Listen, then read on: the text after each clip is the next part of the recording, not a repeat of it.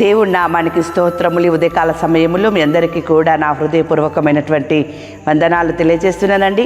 ఈ దినము దేవుడు మీతో మాట్లాడుతున్నాడు. ఏంటంటే ఆ మాట, దేవుని బిడ్డలారా, యెహోవాను కలుసుకొందము రండి. ఎంత చక్కని మాట అండి, భక్తులు మాట్లాడుతున్నారు. యెహోవాని కలుసుకొందము రండి. ఎందుకు మనము యెహోవాని ఈ దినమున కలుసుకోవాలి? దేవుని బిడ్డలారా, ఈ దినమునకు ఉన్నటువంటి ప్రత్యేకత ఏంటిదంటే, మనము ఎప్పుడైతే ఆయన సన్నిధానానికి వెళ్తామో, ఆయన మాటలు వింటామో, ఆయన వాక్కు వెల్లడవుతుంది గనక, ఆ వాక్కును మనం వింటాము గనక, దాని ద్వారా మనకు ప్రయోజనం ఉన్నది గనక యెహోవాని కలుసుకొందము రండి అని చెప్పేసి అని భక్తుడు మాట్లాడుతూ ఉన్నాడు. ప్రతి దినము నువ్వు దేవుని మందిరానికి వెళ్ళలేవు కదా, మీ ఇంట్లోనే ఉండి మీరు ప్రార్థన చేసుకుంటూ ఉంటారు కదా. కానీ ఈ దినము మందిరములో సమాజంగా కూడుకునేటటువంటి చోట నీవు నీ కుటుంబము వెళ్ళి దేవుని సన్నిధానములో, దేవుని మందిరములో, దేవుని బిడ్డలారా, దేవుడు ఏర్పాటు చేసినటువంటి ఆ స్థలములో మీరు దేవుణ్ణి కలుసుకున్నట్లయితే దేవుడు మీతో మాట్లాడతాడు. ఆయన మీతో మాట్లాడినటువంటి మాటల ద్వారా దేవుని బిడ్డలారా, మీరు ఇంకెక్కువగా ఆయన యందు భయము భక్తి కలిగి విధేయత చూపేవారిగా ఉంటారు. ఆయన మాటలను బట్టి, ఆయన మాటలను మీరు విని వాటి ప్రకారం మీరు జీవించేవారిగా ఉంటారు.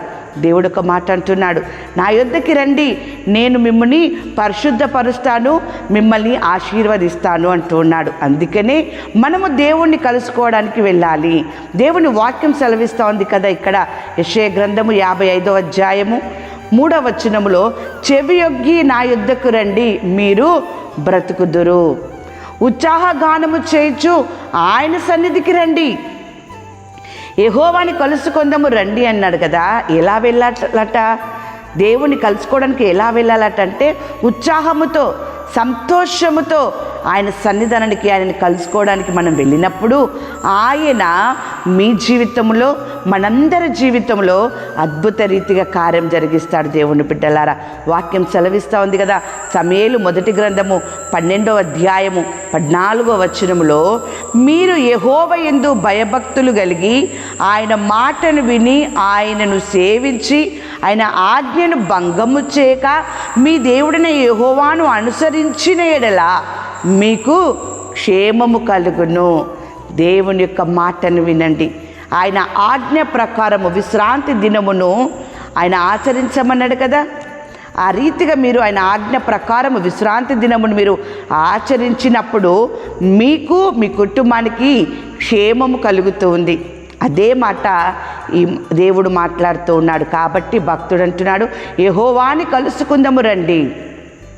యెహోవాని కలుసుకుంటే మనకి క్షేమము. దేవుని బిడ్డలారా, వాక్యం సెలవిస్తాం. సంఖ్యాకాండము 6వ అధ్యాయము 24వ వచనం నుండి కూడా మనం చూసుకున్నట్లయితే, ఆయనను కలుసుకున్నప్పుడు దేవుడు మనకి ఇచ్చేటటువంటి ఆశీర్వాదము, యెహోవా నిన్ను ఆశీర్వదించి నిన్ను కాపాడును గాక.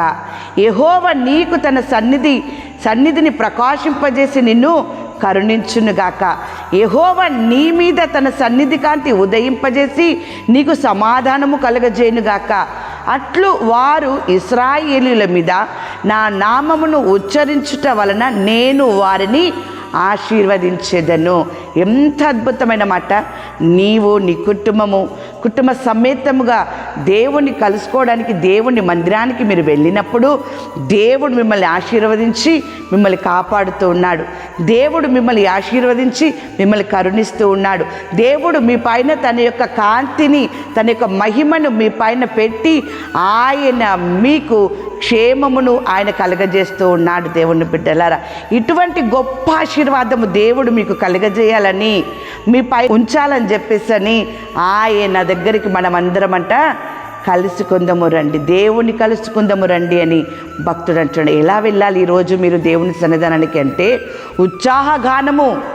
ఉత్సాహముతో, సంతోషముతో కీర్తనలు పాడుచు ఆయన సన్నిధానానికి మీరు వెళ్ళినప్పుడు, యెషయా గ్రంథము 60వ అధ్యాయము 20వ వచనములో ఈ దినము దేవుడు మీతో మాట్లాడుతున్నటువంటి మాట, యెహోవాయే నీకు నిత్యమైన వెలుగుగా ఉండును, నీ దుఃఖ దినములు సమాప్తములగును.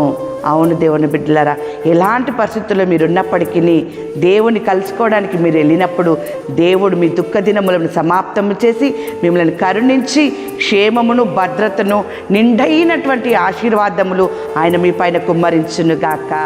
ఆమేన్.